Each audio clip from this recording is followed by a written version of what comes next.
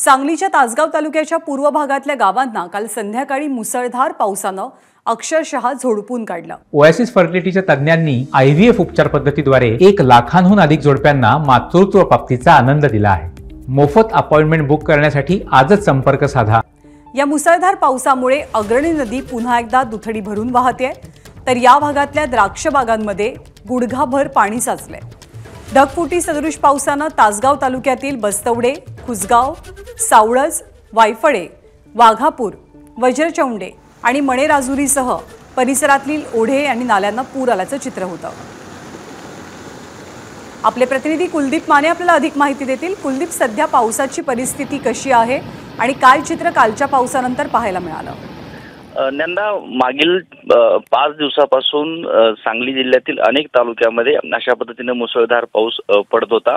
मात्र काल जो पाऊस खास करून तासगाव, कवटेमंकाळ या भागामध्ये झाला, त्यामधील तासगाव तालुक्यातील काही भागामध्ये ढगफुटी सदृश पाऊस झाल्याचं तिथे स्थानिक नागरिकांनी सांगितलं आणि त्याची दृश्य जी ज्या पद्धतीनं मुसळधार पावसानंतर या ठिकाणी ओढे नाले तुडुंब वाहू लागलेत, ज्या ठिकाणी अग्रणी नदी आहे ती दुथडी भरून वाहू लागली, त्यामुळं या भागामध्ये खास करून तासगाव तालुक्यातील काही भागामध्ये ज्या पद्धतीनं पाऊस झाला त्यामुळे तिथील जनजीवन काल रात्रीपासूनच विस्कळीत झालेलं आहे।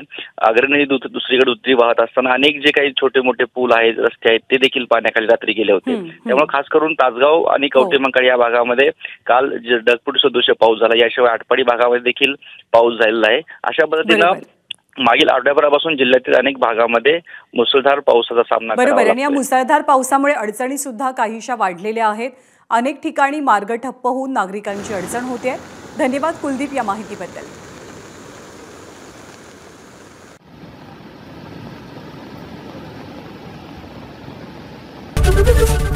एबीपी माझा, उघडा डोळे बघा नीट।